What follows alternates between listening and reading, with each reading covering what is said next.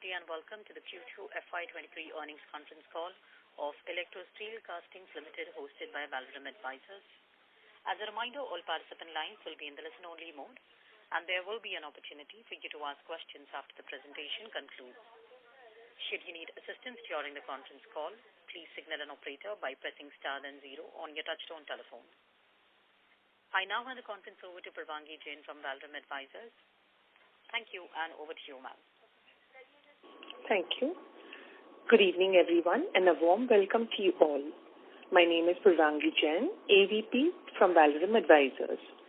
We represent the investor relations of Electrosteel Castings Limited.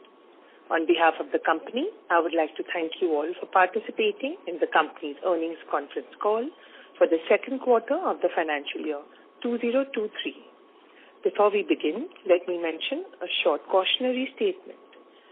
Some of the statements made in today's earnings con call may be forward-looking in nature. Such forward-looking statements are subject to risk and uncertainties which could cause actual results to differ from those anticipated. Such statements are based on management beliefs as well as assumptions made by and information currently available to management. Audiences are cautioned not to place any undue reliance on these forward-looking statements in making any investment decisions. The purpose of today's earnings conference call is purely to educate and bring awareness about the company's fundamental business and financial quarter under review. Now let me introduce you to the management participating with us in today's earnings call.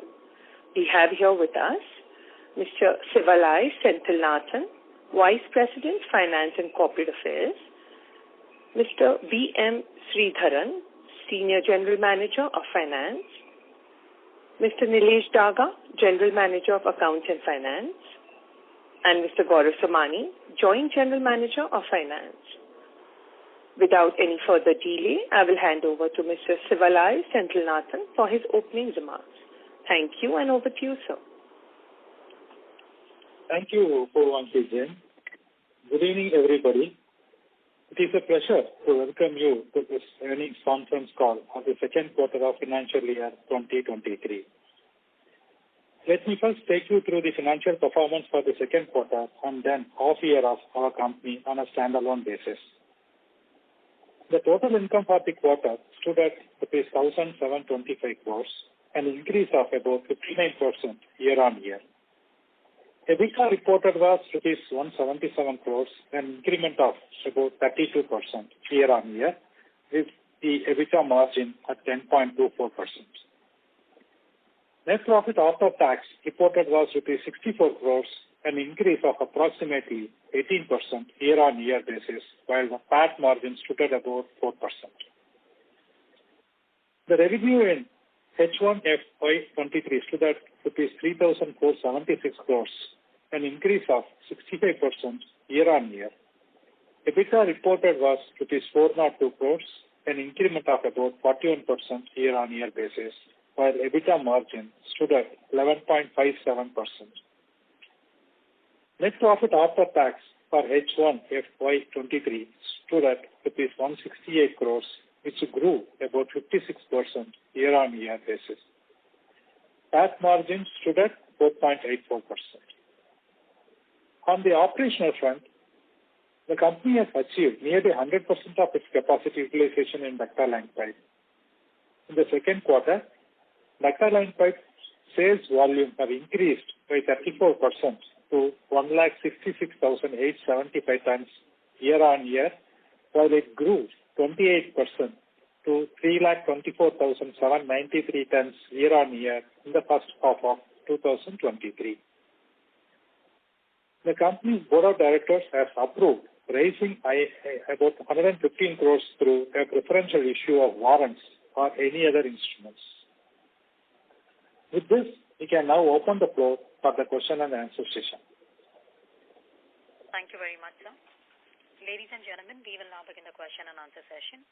Anyone who wishes to ask a question may press star and 1 on their touchtone telephone. If you wish to remove yourself from the question queue, you may press star and 2. Participants are requested to use handsets while asking a question. Ladies and gentlemen, we will wait for a moment while the question queue assembles. Thank you.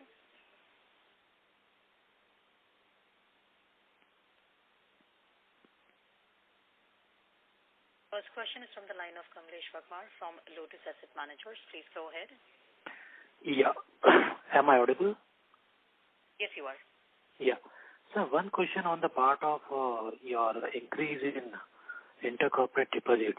Like say it's around 172 crore in this particular quarter or first half. Why such a sharp increase in the intercorporate deposits despite the fact that we have a huge borrowings on the balance sheet and based on our annual report for the last year, we are just getting 7% interest rate on that. Rather than that, we can easily repay the debt or fund the working capital. Yeah, hi. Thank you for your query. So we have a total ICD investment of around 225 crores as on date. And this is out of the cash surplus that the company has.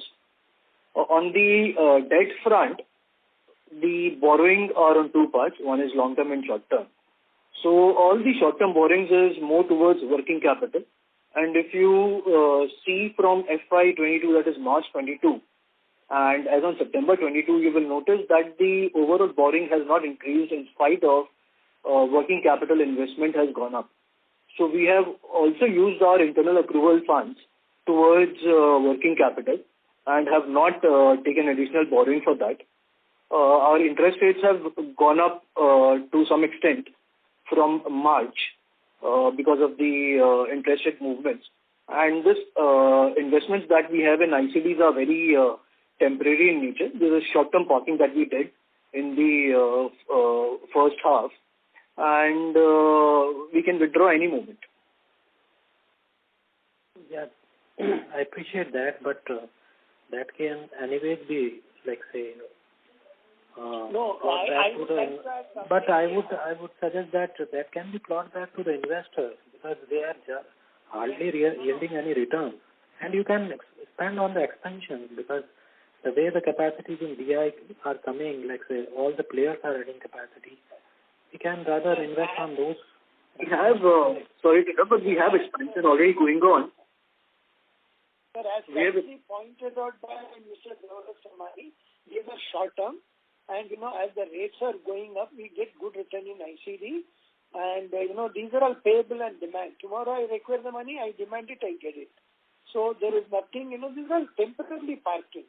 So it is not that, I take this money and repay the debt. It is not possible like that, sir.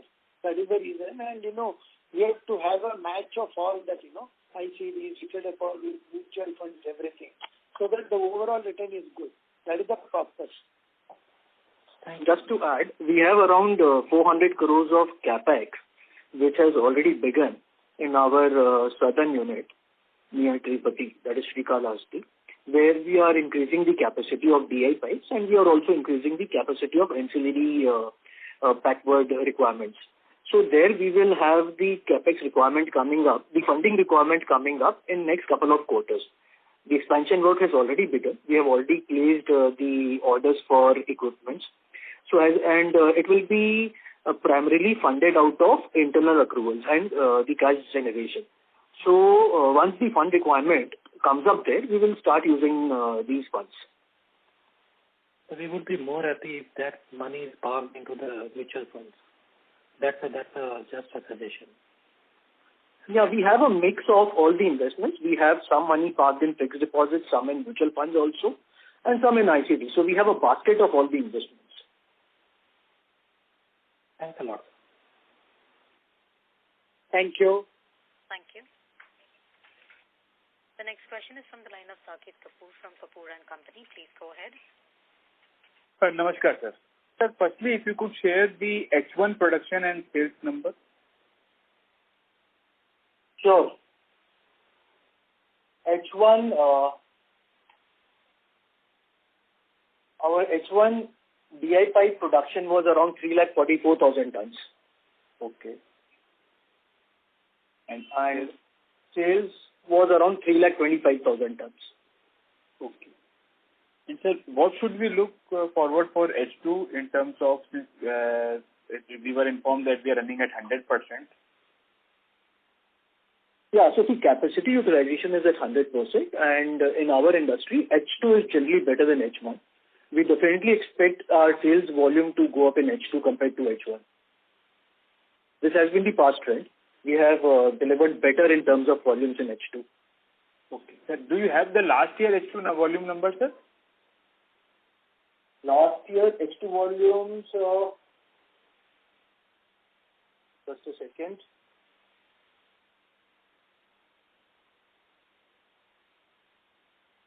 Last year, in terms of sales, we did around 342,000 tons.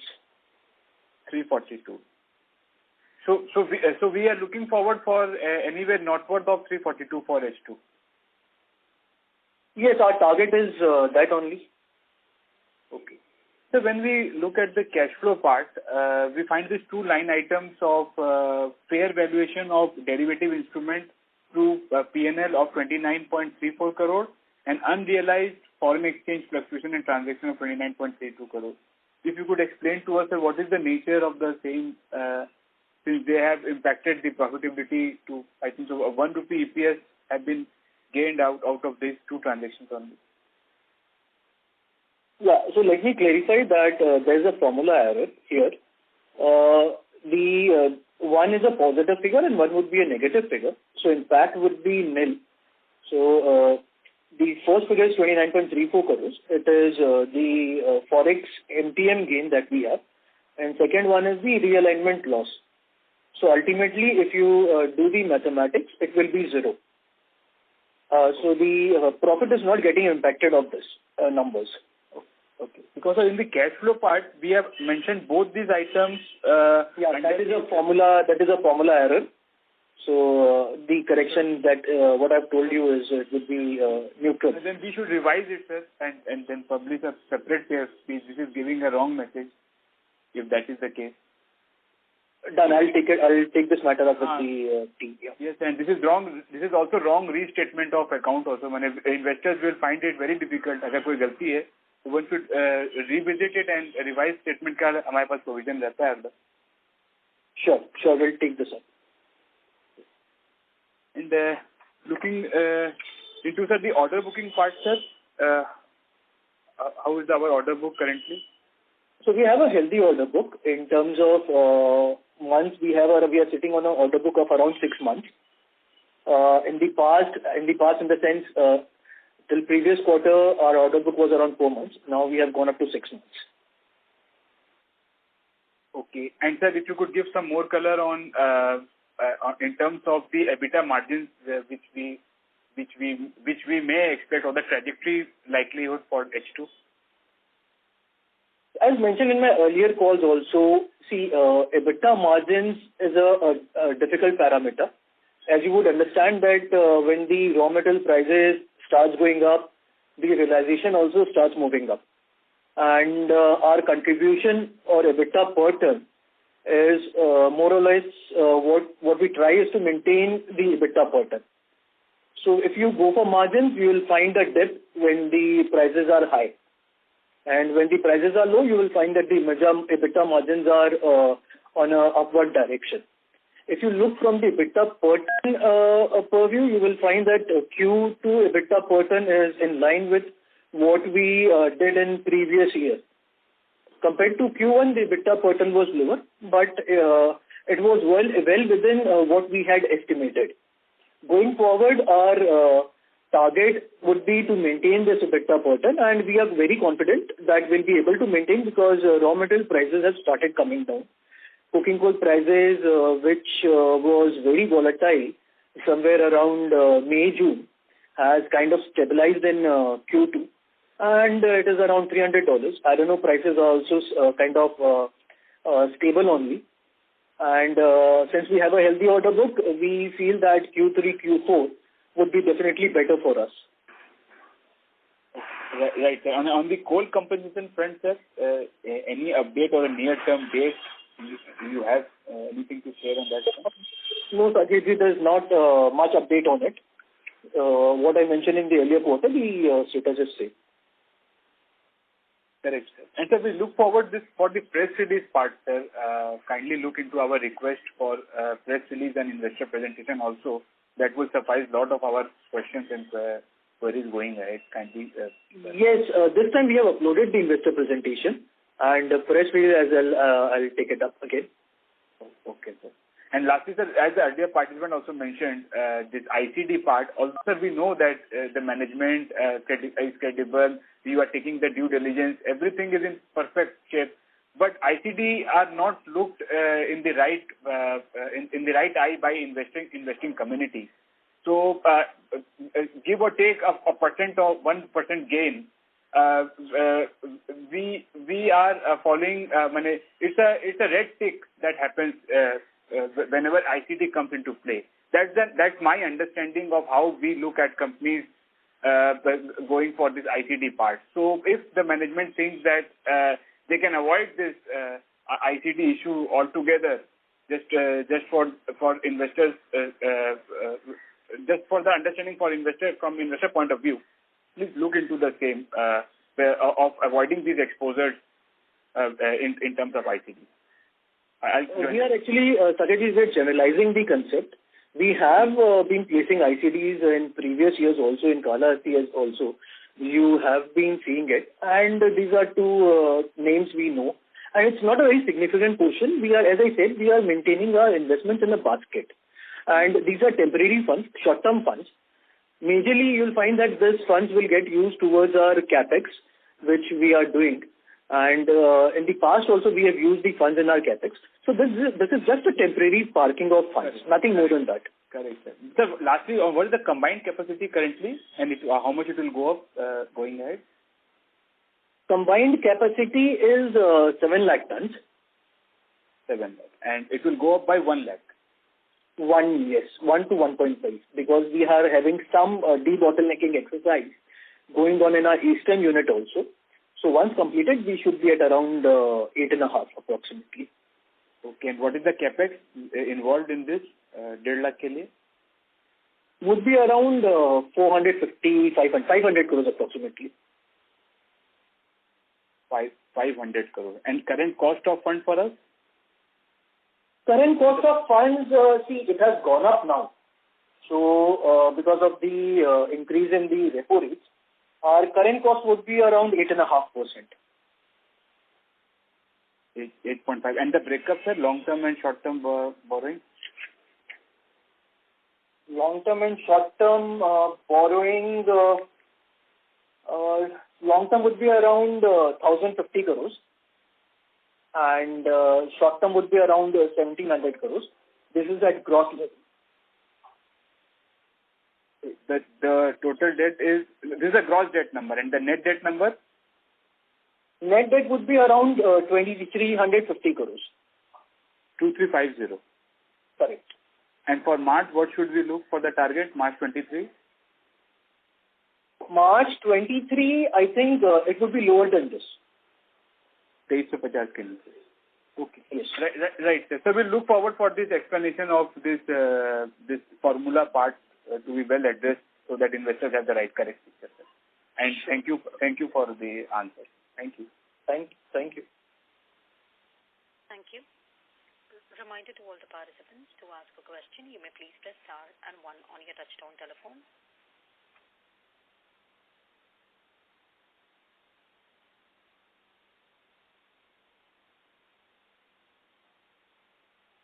The next question is from the line of Ankit Puri, retail investor. Please go ahead. Hi, good evening. Am I audible? Yes, you are. Hi. Thank you for taking my question. I wanted to ask, what impact do we see with the starting and ramping up of the 400,000 Welspun corporate DI plant, and also if you can throw some light on the overall market size and opportunity going forward? Thank you. So yes, Welspun has recently started its plant, I think June or July, and they are, I think, situated in the western part of the country.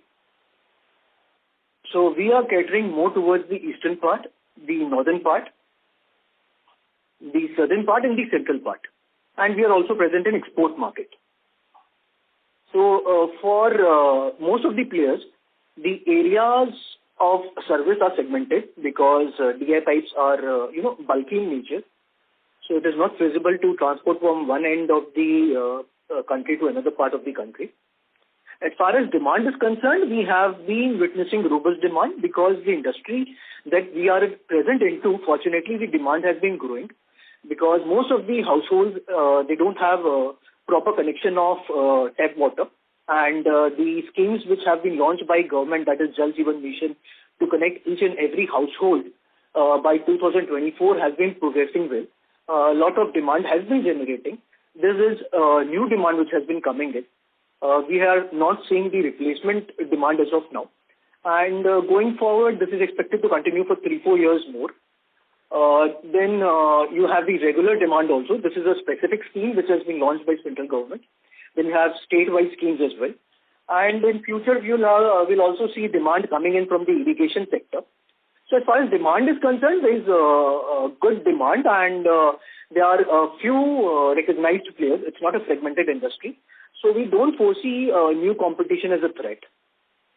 And to add what Gaurav said, see, what is happening is, as he rightly said, we are only talking of the Jal Jeevan. But you will also appreciate, the cities are extending. I mean, the towns are extending, villages are extending. So the, demand, apart from this Jal Jeevan also will be there. And we don't generally foresee any problem as far as the demand of the pipes are concerned. And as he rightly said, the multiple uses of the pipes.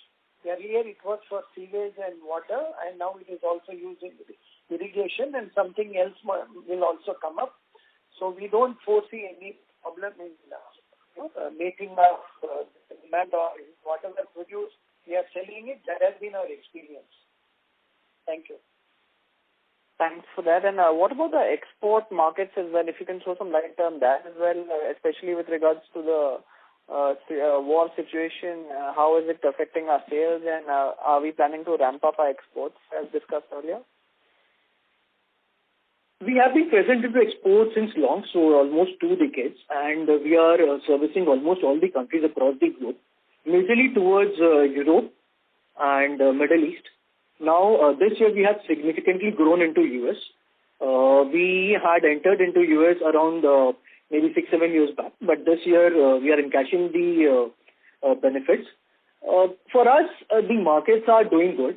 It's stable and we have been getting good business. We have not seen any significant impact because of the war in Europe, but it will be difficult to, give any comment going forward. Since this is an essential commodity and, of a very primary use, so we feel that this will not see any slowdown in the demand. This is a basic necessity. So, I mean, we are seeing a stable kind of demand coming in from exports. All right. Thank you for that. And lastly, do you have any plans to come out with a rights issue for raising funds as well for minority shareholders? Ankit, difficult to comment on that. It is a management decision. So will not be possible for us to comment on that. Appreciate if you can share the same with the management if they have any plans to do that. That will be well appreciated amongst everyone. Sure, we'll place your remarks. Thank you. Thank you so much. All the best to you. Thank you. Thank you. Thank you. The next question is from the line of Anurag Patil from Roha Asset Managers. Please go ahead. Thank you for the opportunity. Sir, in the current condition, both iron ore and coking coal costs are stabilizing for us, and the volumes are also expected to increase. So ideally, your margin should be improving, while you are saying the current quarter margin should be maintained. So am I missing here something? No. See, what I said is, to summarize, the coking coal prices and iron ore prices have started stabilizing from end of Q2 and Q3 onwards. And our focus is more towards maintaining the EBITDA per ton, not the margins. Margins will give a wrong picture in times when the prices are volatile, when the raw material prices are volatile. So if the raw material prices moves up from 100 to 150, simultaneously the realizations will also move up. And effectively the margins will appear to be down. But in absolute terms, we'll be able to maintain our profitability. So my idea is that our focus is to maintain our absolute EBITDA that we have been generating. and improve it. This is the volumes that is increasing. I hope I've been able to convey. Yes, sir. So my question is, your EBITDA per ton was somewhere around 9,000 plus in Q2, and it was higher in the Q1. So can we say this 9,000 plus will be maintained, or you are referring to 12,000 number or average of both? Can you clarify? So I think it will be better than this. 9,000, 10,000. We did around 10,000 Q2. Q3, Q4 will be better than this. Sir, we would appreciate that, as you rightly said, our endeavor is to maintain the same EBITDA. But, there are so many forces, so beyond the level forward-looking statements also, I am afraid we will not be able to make it. But our intention is, our target, our focus is to maintain the EBITDA or excel than this. I think I have explained this. Okay, sir. Okay, understood. And sir, on the coking coal cost, can you specify what was our coking coal cost in Q2 on an average, and what would it be currently? Any ballpark numbers will be fine. In Q2, average rate was around $450. And at present, the average coking coal price is around $300. Okay. So these are the numbers at which we are buying, or these are the market numbers you are specifying, sir? We are importing coking coal, so these are basically the market numbers. Market numbers. And our buying is close to these levels only, because these are index numbers. Close to these numbers only. Okay, sir. Okay. And sir, what was the sales volume in the ferroalloy segment for us in the Q2? In the ferroalloy segment in Q2, we did around 6,500 tons. Okay. And Q1 should be in the similar number or plus minus? Yes, Q1 also around 6,500 tons. Okay, sir. That's it from my side. Thank you very much. Thank you. Thank you. Thank you. Reminder to the participants to ask a question. You may please press star and 1.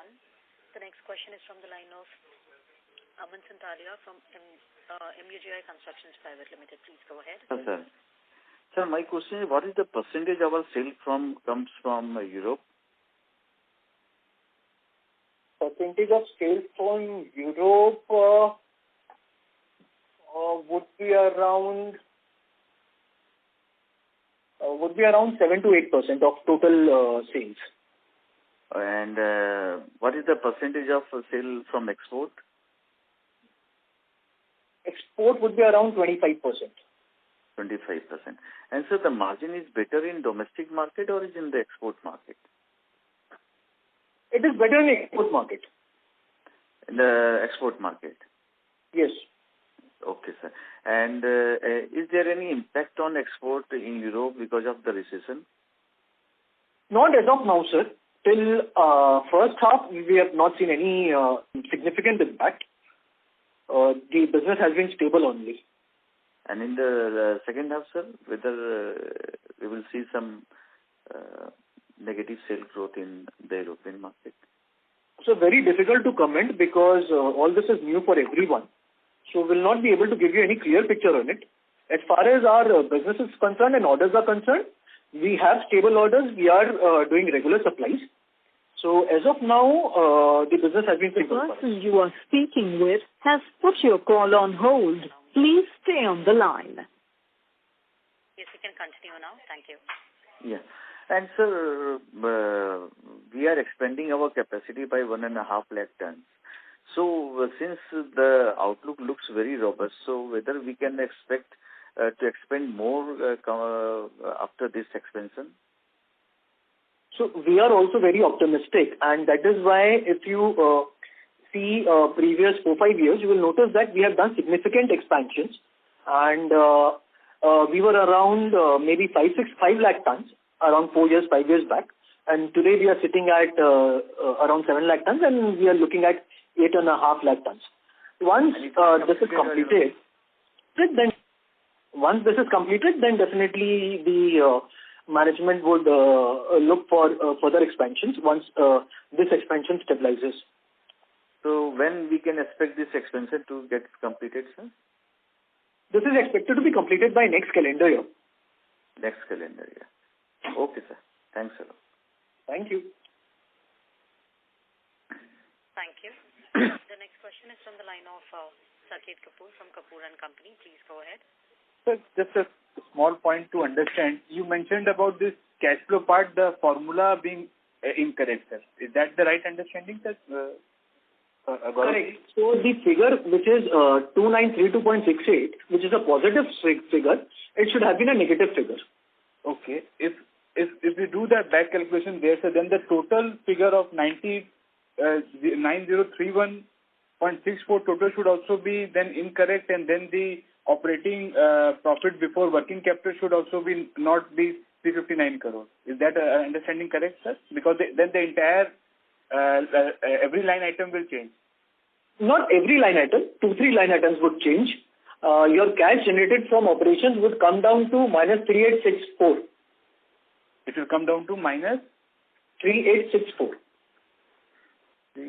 Cash generated from operations. No, I was just looking for the operating profit before working capital changes. That shows a positive of 359 crores. Operating profit before working capital changes would be 398 crores. It will increase, sir. Yes, it has increased. It is 398 crores. Okay. So, sir, I will take it off, and sir, I could not understand. I'm unable to figure out how will this happen. But anyway, if you file the revised one, we'll get better understanding. Sir, and also, sir, on the outlook for this raw material part, sir, I missed your comment on the same. That you were commenting that the raw material prices have now corrected, and the benefit of the same will be felt in the coming quarters. I'm giving you the present status. The prices have stabilized. Coal prices are around $300. And yeah. No, sir. The consumption rate was higher for Q2, and now going ahead Q3, we are going to see a dip in the same. Correct. Okay. And sir, on the DI pipe realization front, has there been a dip in the realization also, or we will get some lag effect benefit since we have booked orders earlier at higher prices? So our realizations have been stable. We expect Q3 to be better. Q3 to be better. Right, sir. Because very small point was, sir, that on a Q-on-Q basis, there was a dent of 50 crores. June to September. So how much was attributable only to the raw material part to it, the higher raw material prices? Because I think so the volumes were similar, more or less, for Q1 and Q2. No, Q2 volumes have been better than Q1. In fact, better than Q1. Then also, sir, we have seen this big delta of 50 crores. Correct. So it's primarily on account of the raw material prices, and which is because of coking coal prices. Coking coal prices were very, very volatile during the month of May and June. It went up to $650. So that was a very abnormal situation, because of which, the profitability got impacted. Okay. In spite of that, if you see, year on year, the numbers have grown. Sir, the year numbers are good, but quarter on quarter, only wanted to understand this quarterly dent, how much will be reversed going ahead and will return to the normal profitability range. I think so. Last year, sir, our H2 was much stronger, and we did, I think, so around above 260-70 crore EBITDA PBT numbers. So that was only my understanding, just to shape up how the EBITDA would be shaping up if depending upon the current RM basket. Our initial feeling is that this H2 should be in line with previous H2. Previous H2. Okay, sir. I'll take the clarification offline, sir. And thank you for all the candid answers. Namaskar. Thank you. Thank you. The next question is from the line of Chetan Palke from Alpha Invesco. Please go ahead. Yeah. Thank you for the opportunity, sir. Sir, what was our export realization in Q2 and first half of the year, and any indicative EBITDA per ton in our export markets? So I'll not be able to give you specific numbers, but our export realizations were significantly higher than the domestic realizations. In percentage terms, sir, if you can indicate how higher it is? In percentage terms, See, it would be higher by around 15 to 20%. Okay. Maybe 15%, not 20%, 15%. But that does not completely flow down to the bottom line, because in case of exports, the cost is also higher than the domestic cost. Okay. And when we say, let's say, if you have to compare EBITDA per ton of domestic versus exports, the similar impact, if you can quantify it in percentage terms, 10%, 15% higher compared to domestic? Compared to domestic, it would be higher by around 3,000, 4,000 rupees per ton. So this gap is being maintained despite the volatility in the prices. So this 3,000-4,000 rupees per ton incremental EBITDA per ton is being maintained, right? Yeah, we continue to generate that. Yes. Okay. Now outlook remains similar. Because I think in earlier comment you just mentioned that our exports to US are finally seeing some traction. So just wanted to understand, if we export more to the US markets, will it be margin accretive? Is it a higher margin market per se? No, the challenge for us is we also have to maintain the domestic, market share. So we cannot push on the, certain extent to exports. Mm-hmm. So what we are doing is we are compromising on some other regions. We are compromising on some other low-cost orders and fulfilling the better priced orders. So US, this time we had a better opportunity. So we focus more there and we, compromise on some other regions. Okay. So in absolute terms, let's say compared to FY22, will we see our exports going up, or exports will remain flat and only we are just rerouting our exports from one market to another market, and net export amounts or the volume will remain flat? Is that the correct understanding then? Volume would more or less be flat, but in absolute terms, the value will increase because of higher realizations. And the currency also, because the currency has depreciated. So we'll have, in absolute terms, it will increase. Okay, but the volumes will be flat. More or less similar to what we did. Okay, but going forward, sir, next to next year, when the new capacities come up, do we plan to export more, or we will stick to the same strategy that we'll retain our domestic market share and exports will continue? No, gradually we would try to increase our exports by around 25, 30%. Okay. 25-30% of the overall volumes. That's what we intend to export. Correct. Okay. And also, sir, I think from what we understand, most of our revenues are coming from the 700 millimeter diameter pipes. So, is the market moving towards large diameter pipes in India? Because I think that's what has happened in China and other countries as well. And is it margin accretive as if we move towards large diameter pipes in the longer run? See, I would not like to, comment on this specifically, because we are producing of sizes of all diameters, ranging from 100 to 1200 mm. And demand is flowing in for all the pipes. It depends more towards where the pipe is intended to be used. If it is more towards the end use, the diameter would be lower. And if it is more towards the supply zone, the diameters would be higher. So demand that is coming in, it is a mix of all the diameters. Mm-hmm. Okay. But incrementally, what do you see, sir, trend-wise? Is the... Chetan Palki, may we request you to please rejoin the queue for follow-up questions? Thank you. Sure. Thank you, ma'am. In order to ensure that the management is able to address questions from all the participants in the queue, we request you to please limit your questions up to 2. We move to the next question from the line of Anurag Patil from Roha Asset Managers. Please go ahead. Thank you for the follow-up. So this 115 crore fundraising you are planning, will it be entirely from promoters? Yes, sir. Okay, sir. That's it from my side. Thank you very much. Thank you. The next question is from the line of Nikhil Goyal from Shivansh Overseas. Please go ahead. Good evening, sir. My question is, sir, I just want to ask, there is some petition is filed by your company in the High Court. Can you just put some light on that? Like after how much time that amount will be refunded, and what is the update on the case? So I think you're talking about the coking coal mine compensation. So, see, this mine was deallocated in 2015, and we are still waiting for the compensation to come in. Matter is in Delhi High Court. Delhi High Court has already given their order in sometime in March 2017 and had directed the Ministry of Coal to expedite and clear the due.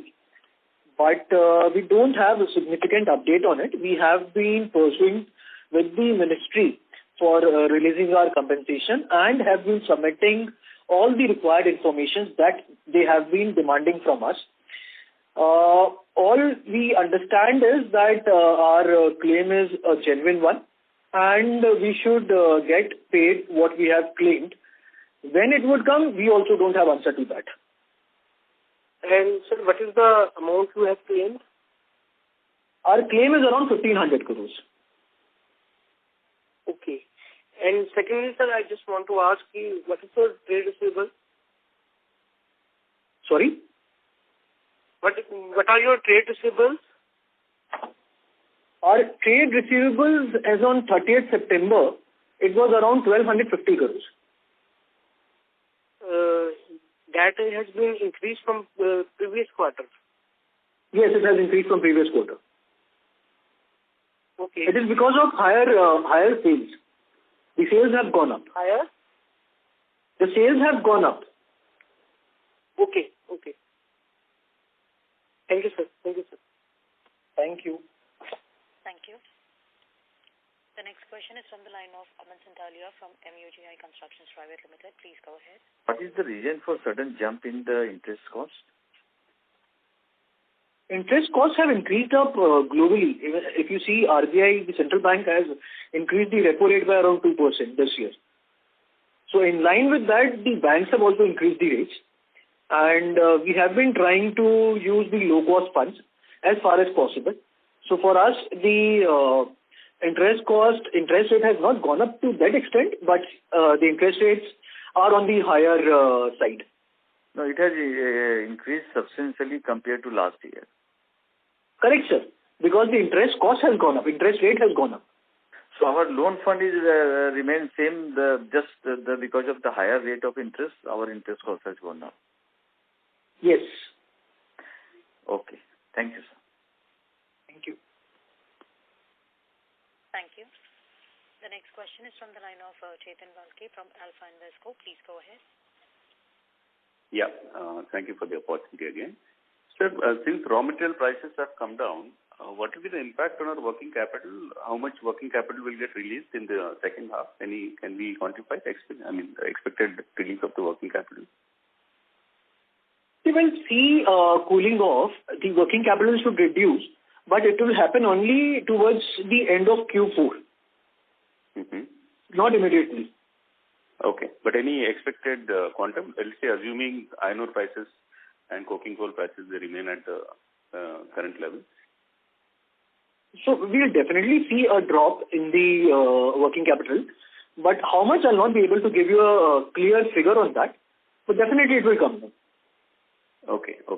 Yeah, sir, few quarters back, one of our competitors have given a commentary on their call that they think that the pricing power in DI pipes industry can eventually come back because the demand is very strong and the pipeline looks robust.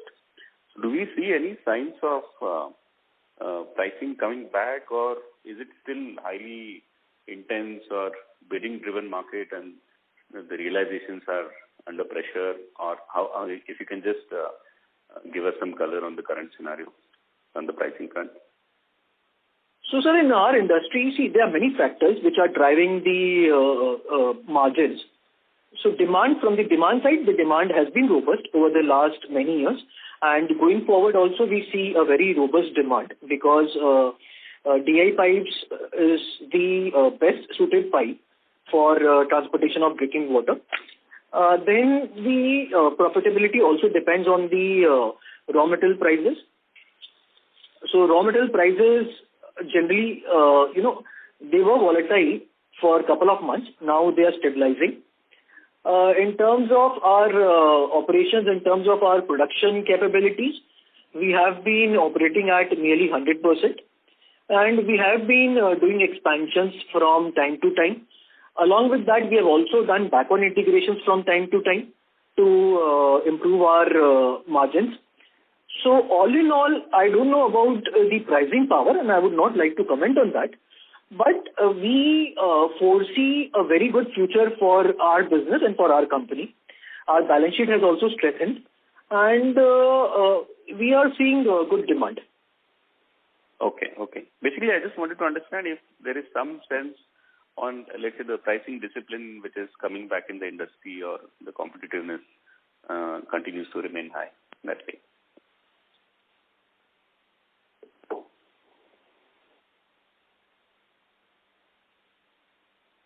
Hello? Yeah. Sorry, I didn't get you. Yeah. So, sir, just one last question from my end. Do we see a market for, can DI pipes be used in gas transportation as well? And I think in one of your comments during the call, you mentioned that in agri and sewerage, the demand will come up eventually. So is it already play out, or will it play out like few years down the line? Do we see some traction in agri and sewerage as well already, year over year or quarter over quarter? So sewerage, it is already there, but the new demand is coming in from the irrigation channel. Mm-hmm. So irrigation is a new avenue for the demands, because till now in India, the irrigation has been happening through open canals. So gradually states are moving to pipes. For gas, I am not sure, but to the best of my knowledge, maybe my other colleagues would be able to add. To the best of my knowledge, for gas, I think these pipes are not very suitable. It's MS pipes or maybe steel pipes are more suitable for gas. Mm-hmm. Yeah. I mean, as of now, this is used for water and the sewage. Okay. And can we quantify what percentage of our volumes are going into agri and sewerage? Any indicative number? Is it still in low single digits or already in double digits? No, so it's in very nascent stages. Okay. Irrigation is a very new demand, and very few states, 2-3 states have started placing orders for pipes for irrigation. Okay. Any particular states, sir? Which states have started this usage of DI pipes for agri? Orissa, MP, mainly. Orissa and MP. And do you see any other states opening up very soon, this year or next year? I'll not be able to specify names, not possible. But going forward, definitely all the states will start, placing orders for irrigation for DI pipes. Okay. All right, sir. That's it from my end. Thank you very much. Thank you. Thank you. Ladies and gentlemen, this was the last question for today. I now hand the conference over to the management for their closing comments. Over to you, sir. Thank you all for actively participating in this conference call. I take this opportunity to thank the Valorem team and Chorus team for conducting this conference very effectively. I thank you all once again. Thank you all. Thank you, members of the management. Ladies and gentlemen, on behalf of Electrosteel Castings Limited, that concludes this conference call. Thank you for joining us, and you may now disconnect your lines.